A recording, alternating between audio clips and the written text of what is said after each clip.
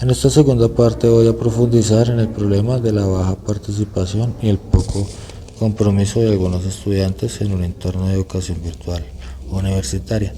Este problema es importante porque aunque el docente intenta hacer clases dinámicas y utiliza herramientas tecnológicas adecuadas para sus clases, muchos de ellos tienen baja participación, muestran desinterés o no se comprometen completamente con su proceso de aprendizaje. Esto termina afectando el ambiente educativo y el rendimiento académico. Para entender mejor esta situación, primero es necesario analizar el contexto en el que ocurre el problema. Estamos hablando de una universidad privada en modalidad virtual, y eso implica varias condiciones que pueden influir en el comportamiento de los estudiantes.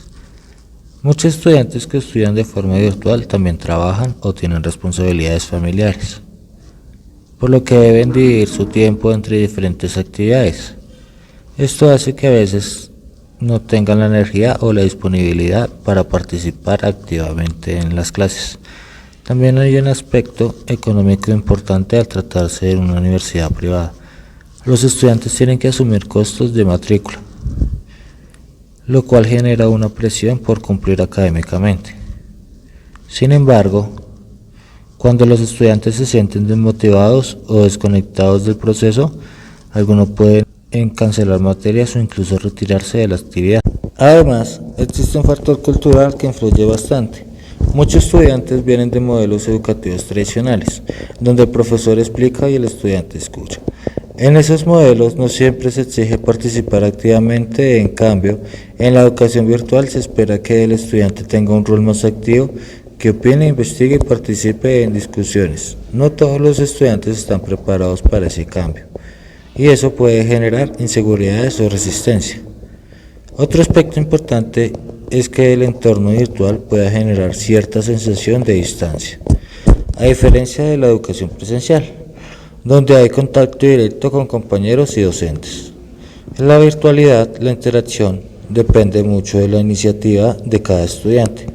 Cuando esta interacción no se da de manera constante, algunos estudiantes pueden sentirse aislados y perder interés en el proceso.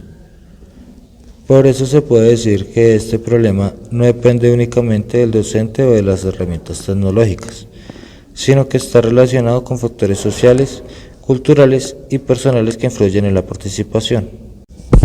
Ahora, desde el análisis conceptual, este problema se puede entender a partir de metodologías activas, especialmente el aprendizaje basado en problemas. El aprendizaje basado en problemas, según Garzón, busca que el estudiante sea protagonista de su propio aprendizaje, enfrentando situaciones que lo llevan a investigar, analizar y proponer soluciones. En este enfoque, el estudiante no es solo receptor de información, sino que participa activamente en la construcción del conocimiento. De igual manera, Gil Galván plantea que este tipo de metodologías permiten desarrollar competencias importantes como la autonomía, el pensamiento crítico y el trabajo colaborativo. Sin embargo, para que estas metodologías funcionen bien es necesario que los estudiantes participen activamente. La participación es baja, el proceso de aprendizaje pierde parte de su sentido, porque el estudiante deja de ser protagonista y vuelve a un rol más pasivo. También es importante el concepto de participación activa, que se refiere a la intervención del estudiante en las actividades de aprendizaje, como opinar, hacer preguntas o aportar ideas. Cuando la participación disminuye, también disminuye las oportunidades de aprendizaje. Otro concepto importante es la autorregulación, que tiene que ver con la capacidad del estudiante para organizar su tiempo, cumplir con las actividades y mantener constancia en el estudio. En la educación virtual, esta capacidad es especialmente importante, ya que el estudiante tiene mayor responsabilidad sobre su propio proceso. También influye la motivación, especialmente cuando el estudiante no encuentra la relación entre los contenidos y su realidad. Cuando el aprendizaje no se percibe como útil o significativo, es más difícil que el estudiante se involucre activamente. A partir de este análisis se puede plantear una hipótesis que permita pensar en una posible solución al problema.